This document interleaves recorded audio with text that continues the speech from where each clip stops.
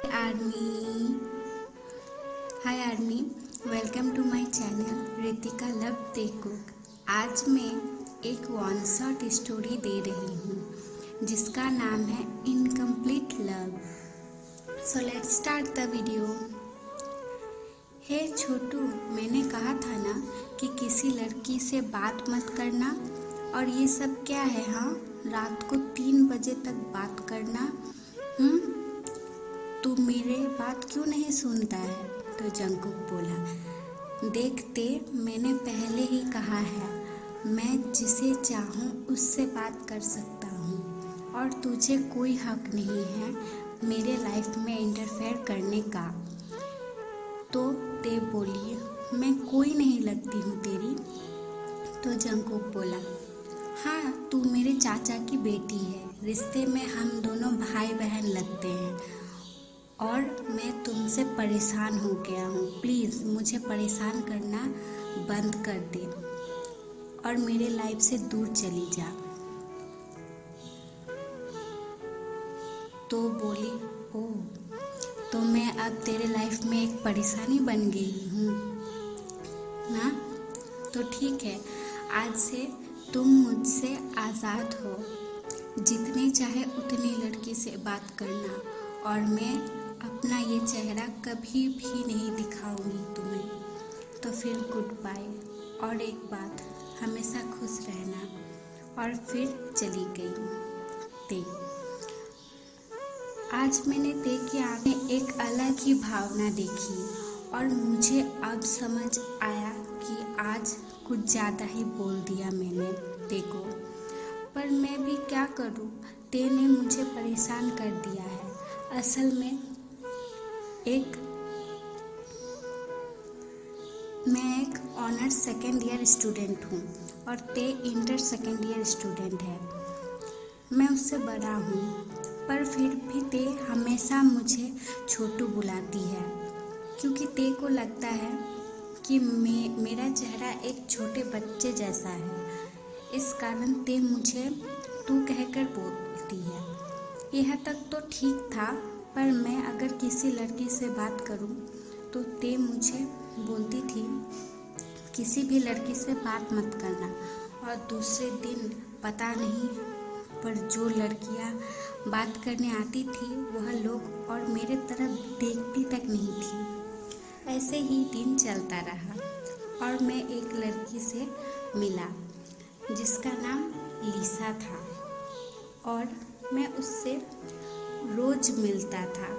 धीरे धीरे मुझे लिसा से प्यार होने लगा और मैंने ये बात अपने फ्रेंड से भी शेयर किया, पर पता नहीं कैसे ते को भी यह बात पता चल गया, और तब से ते हमेशा मुझे कहती थी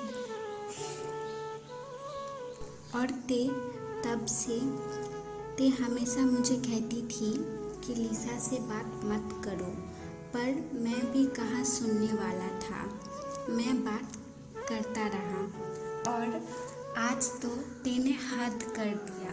मेरे रूम में आकर मेरे फ़ोन में मेरा और लिसा का सारा मैसेज पढ़ने लगी, और तब मैं बाथरूम में था।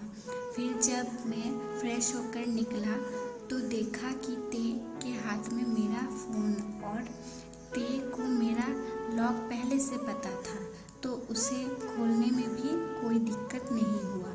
और मैं जब कुछ बोलने वाला ही था कि तभी ते ने वह सारी बात बोली जो आपने वीडियो के शुरुआत में देखा। तो और क्या, मुझे गुस्सा आ गया और कुछ ज़्यादा ही बोल दिया उसे। आज से पहले मैंने ते से ऐसे कभी बात नहीं किया और ना ही डांटा है, पर आज मैंने इतना कुछ बोल दिया कि ते सहन नहीं कर पाई और उसके आँखों में आंसू आ गया था। मैंने देखा, और फिर क्या, और फिर क्या, ते को इतना बुरा लगा कि वह दुखी होकर चली गई। पर मुझे क्या पता था कि ते को इतना बुरा लगा कि वह और कभी मेरे घर पर तो दूर बात, अगर रास्ते में भी कभी मिलते थे तो ते अपना आँख नीचे कर लेती थी।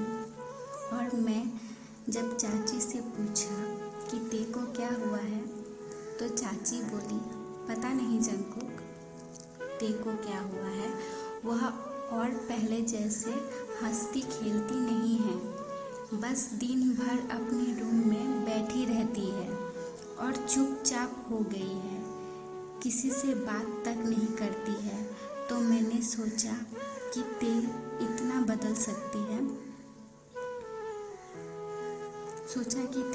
बदल सकती है, यह मैं कभी सोच भी नहीं सकता था और मुझे बुरा लगने लगा था, पर उससे मिल भी नहीं पाता था क्योंकि हर रोज़ लिसा से मिलना पड़ता है और फिर पढ़ाई भी तो है। ऐसे ही दिन बीतती गई। अचानक एक दिन मम्मी के मुंह से सुना कि ते की शादी फिक्स हो गई है। तो पता नहीं क्यों पर दिल में दर्द हुआ और मैं ते से मिलने के लिए उसके घर पर गया। फिर थोड़ा चाचा चाची से बात किया, फिर ते से मिलने उसके कमरे में गया तो मैंने देखा कि ते विंडो से बाहर देख रही है, एक अलग दुनिया में खोई हुई है पर उदास है। तो मैंने धीरे से आवाज़ दिया, ते। तो उसने एक जानी पहचानी आवाज़ सुनकर पीछे घूमकर देखी तो मैं था। फिर मैंने देखा ते की आंखों के नीचे डार्क सर्कल आ गया है और पहले जैसा फेस पर ग्लो भी नहीं है, बहुत पतली भी हो गई है। तो तभी ते बोली, जंकुक भैया आप कैसे हो? तो मैं चौंक कर ते को घूरता रहा क्योंकि आज पहली बार ते ने मुझे भैया और आप कहा। तो मैंने आंसर दिया, हाँ अच्छा हूँ, तुम कैसी हो? तो ते ने सैडली कहा, मुझे देखकर आपको पता नहीं लग रहा है कि मैं कैसी हूँ? तो मैंने सोचा, हाँ ते को देखकर नहीं लग रहा है कि वह खुश है और ना पता चल रहा है कि वह खुश है, पर मैंने ठंडे दिमाग से सोचकर बोला है, मुझे तो तू एकदम ठीक लग रही है और जिसका शादी होने वाला है वह तो खुश तो होगी ही ना। तो ते ने सैडली स्माइल करके बोली, तो आप समझ ही गए जंकुक भैया। तो मैंने कहा, ते क्या तुम मुझसे गुस्सा हो? तो ते बोली, नहीं भैया मैं आपसे कभी गुस्सा थी ही नहीं। अगर कोई गुस्सा करता है तो वह हार जाती है। और जंकुक भैया आपको तो पता ही होगा कि ते कभी हार मानती नहीं है, सिर्फ जीतती है। तो जंकुक बोला, तुम बदल गई हो ते। तो ते बोली, कभी कभी ज़िंदगी में ऐसा कुछ हो जाता है कि बदलना पड़ता है।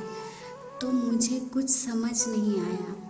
फिर और थोड़ा टाइम मैं ते को हंसाने के लिए बात कर रहा था, पर हंसना तो दूर, ते के मुंह से शब्द भी नहीं निकल रहा था। उसके गले में ही उसके शब्द अटक जा रहे थे। पता नहीं क्यों पर लग रहा था वो बिल्कुल अच्छी नहीं है। तो मैं घर लौट आया। फिर लिसा रात को कॉल की, पर आज मुझे उससे बात करने का मन नहीं कर रहा था क्योंकि ते को देखने के बाद से मुझे कुछ अच्छा ही नहीं लग रहा है।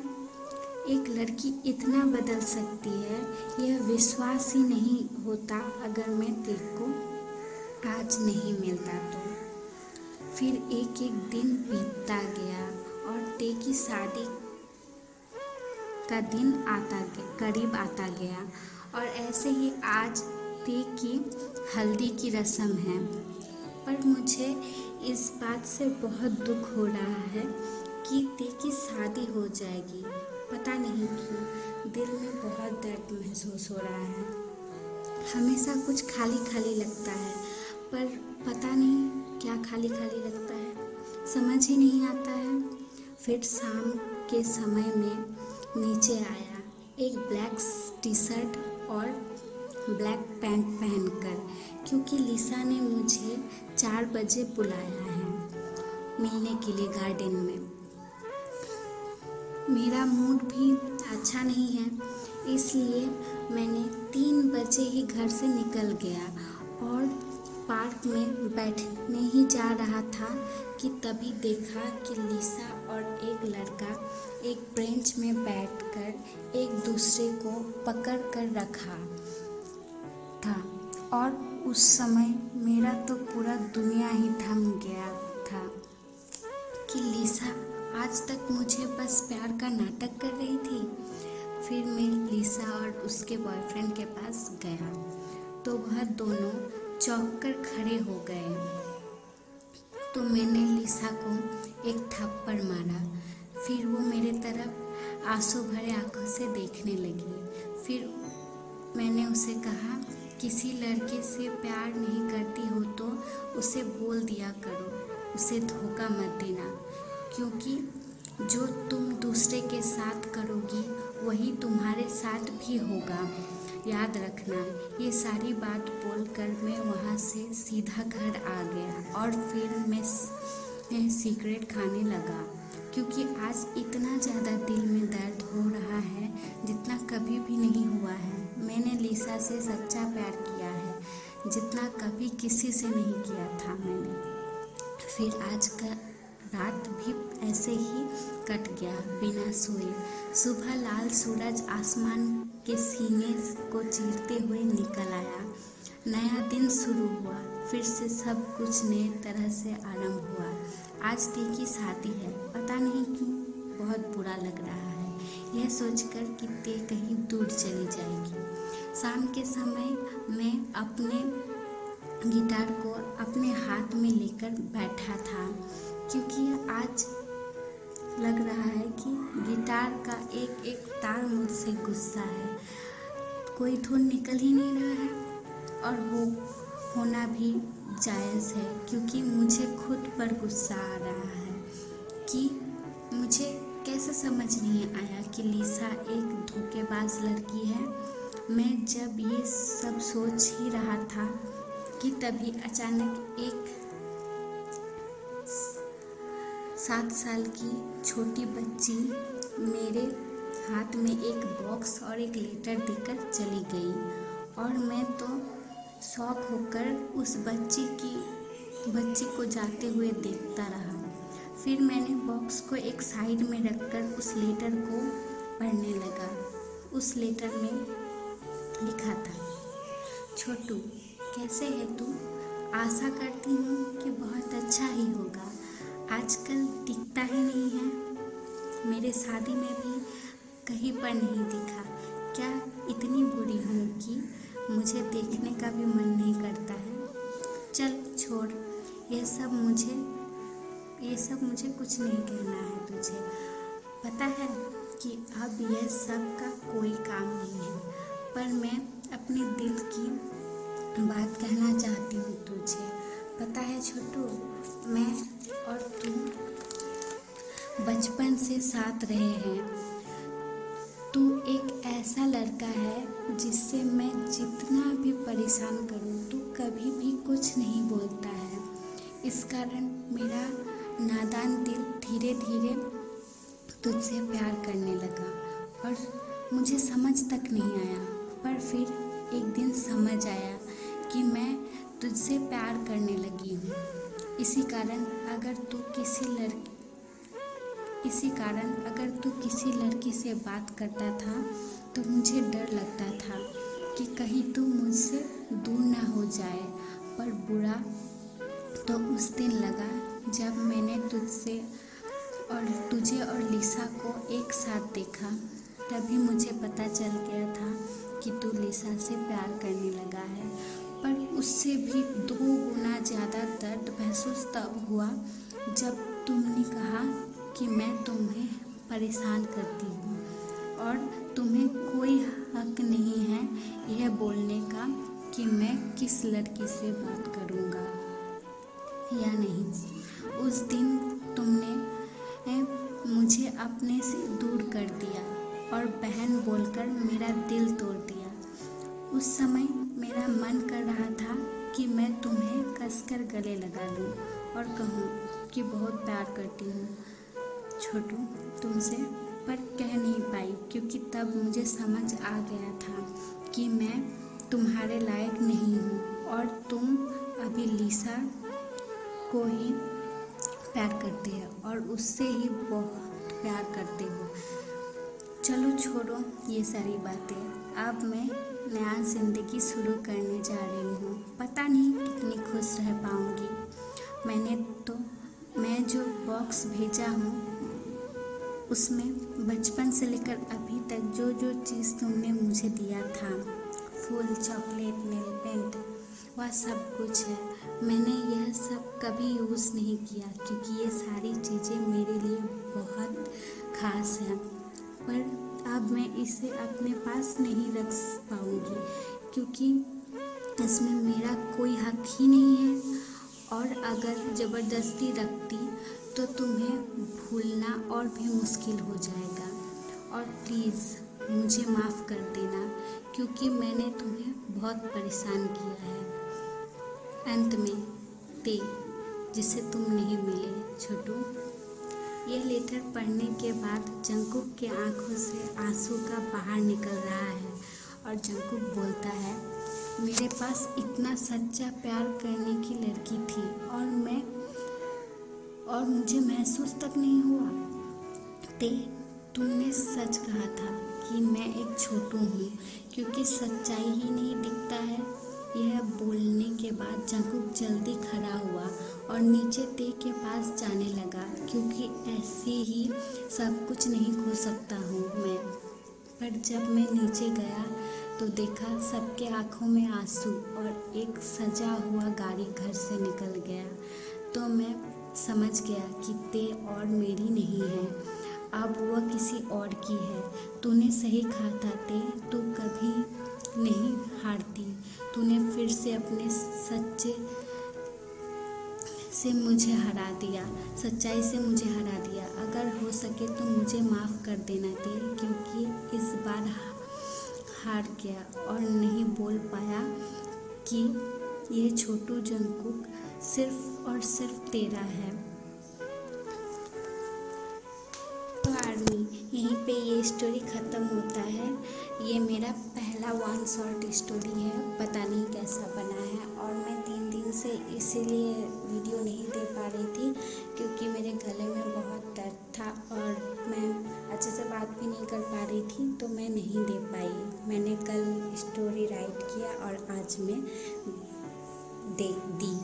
और सॉरी फॉर लेट। और अगर बैकग्राउंड नॉइज़ हुआ है तो प्लीज़ उसे इग्नोर करें क्योंकि मैं जितना भी कोशिश करूँ थोड़ा बहुत आवाज़ हो ही जाता है।